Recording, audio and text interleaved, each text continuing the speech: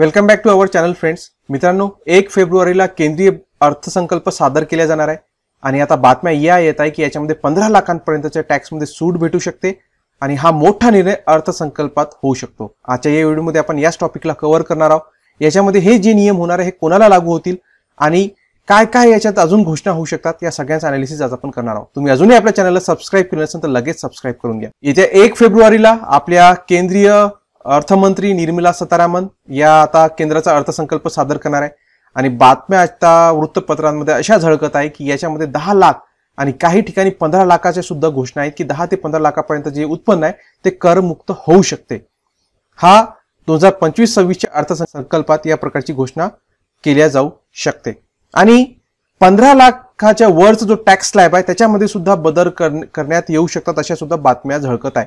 आता हे बदल काय असेल तर 15 लाखापेक्षा ज्या कोणाचं उत्पन्न आहे त्यांना 30% टॅक्स लागायचं. आता त्याच्यामध्ये बदल करून तो टॅक्स 25% करण्यात येऊ शकतो अशा आशा आता वर्तवण्यात येत आहे. म्हणजे दोन मोठे निर्णय. एक, 10 लाखांपर्यंतचं जे उत्पन्न आहे ते बिलकुल टॅक्स फ्री राहणार आणि 15 लाखांच्या वरचं जर उत्पन्न आहे ज्याला 30% टॅक्स होता त्याला 25% करण्यात येणार. तुम्हाला आपली टॅक्स रिजीम माहित असेल की ओल्ड टॅक्स रिजीम आणि न्यू टॅक्स रिजीम दोन्ही सध्याच्या घडीला अस्तित्वात आहे. पहिले 2.5 लाखापर्यंत टॅक्स लागायचा नाही आणि जी न्यू टॅक्स रिजीम आहे त्याच्यामध्ये 3 लाखापर्यंतचं त्याच्यामध्ये सूट होती. त्याच्यानंतर जे 5 लाखापर्यंत 5% ओल्ड रिजीम मध्ये आणि 3 ते 6 लाखापर्यंत 5% होतं.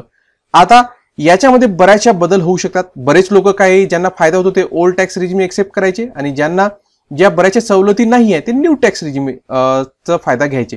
परंतु याच्यात बघा, न्यू टॅक्स रिजीम मध्ये जे शेवटचा कॉलम आहे 15 लाख आणि त्याच्यापेक्षा जास्त उत्पन्न त्याच्यामध्ये किती टॅक्स दिसत आहे तर 30%. तर याच्यात बदल होऊ शकतो. याच्यात किती केल्या जाऊ शकते? 25%. बरं, हे करण्या पाठीमागचं कारण काय असू शकते? तर जे अर्थतज्ञ आहे यांचं म्हणणं आहे की जर हे दोन डिसिजन घेतले तर एक मोठा फायदा आपल्या इकॉनॉमीला होऊ शकतो. आपली इकॉनॉमी जी दिवसेंदिवस खाली जात आहे, जी शक्यता वर्तवण्यात आली होती 7% राहील, नंतर सांगण्यात आलं की 6.6% राहील, परंतु 2024-25च्या आर्थिक वर्षाच्या दुसऱ्या तिमाहीत ती 5.4% घसरली. तुम्ही पाहिलं असेल की जीडीपी दिवसेंदिवस खाली जात आहे, आपल्या रुपयाची किंमत दिवसेंदिवस खाली जात आहे डॉलरच्या तुलनेत आणि शेअर मार्केटमध्ये पण मोठ्या प्रमाणात पडझड चालू आहे. नियर अबाउट 57,000 कोटींपेक्षा जास्त रुपये FIIs नी काढून घेतले आहे. तर या सगळ्या गोष्टींना जर आपल्या जीडीपीला सावरायचं असेल तर हे दोन निर्णय घेणं फार महत्वाचे आहे. असं नुकतंच नीती आयोगाची एक मीटिंग घेतली होती मोदींनी, त्याच्यामध्ये अर्थतज्ञांनी त्यांना हा सल्ला दिला आहे की तुम्ही लवकरात लवकर हे दोन निर्णय घ्या.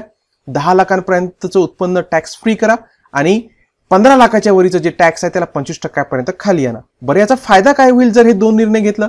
तर अर्थतज्ञ म्हणतात की जर या प्रकारचे दोन निर्णय घेतले तर करदात्यांच्या हातामध्ये पैसा वाचेल आणि तो पैसा वाचला तर ते काय करतील? ते मार्केटमध्ये टाकतील. मार्केटमध्ये टाकतील म्हणजे नवीन नवीन गोष्टी खरेदी करतील, जसे की फ्रीज, टीव्ही यांसारख्या त्या वस्तू खरेदी करतील आणि जेव्हा मार्केटमध्ये पैसा ओतला जाईल तर आपल्या जीडीपीला चालना मिळेल आणि जी अर्थव्यवस्था आपली दिवसेंदिवस खाली चालली आहे ती कुठेतरी स्टेबल होईल.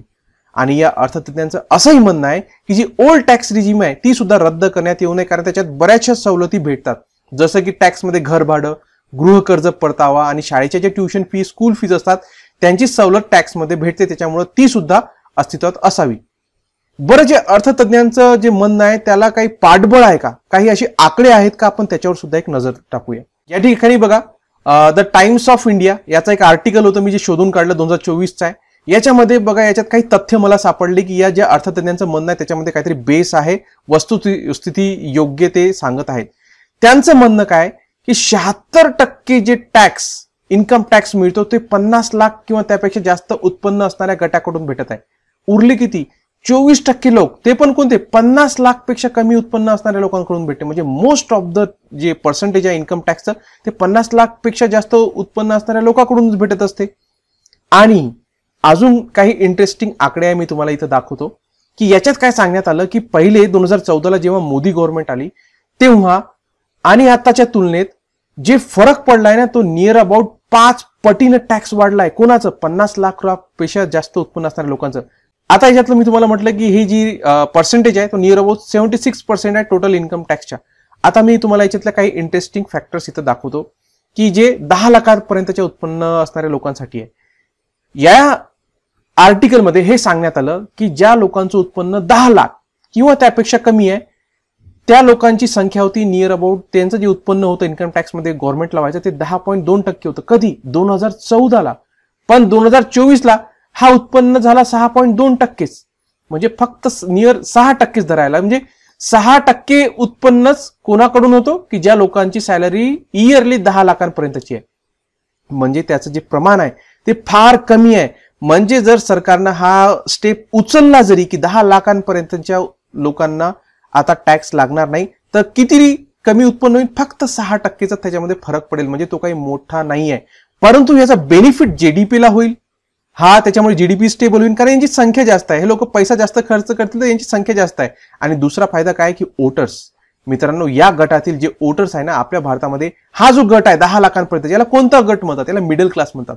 हा मिडल क्लास या वोटर्समध्ये यांची संख्या जास्त आहे आणि इम्पॅक्टफुल गट आहे. हा कोणत्याही पार्टीमध्ये मतदान करण्याचा एक इम्पॅक्टफुल गट याला म्हटलं जातो.